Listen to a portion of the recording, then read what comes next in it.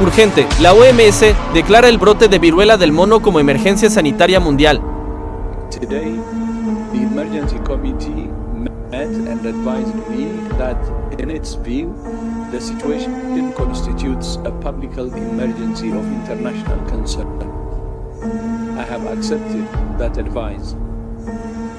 The detection and rapid spread of a new clade of Mpox in eastern DRC, its detection in neighboring countries that had not previously reported Mpox, and the potential for further spread within Africa and beyond is very worrying.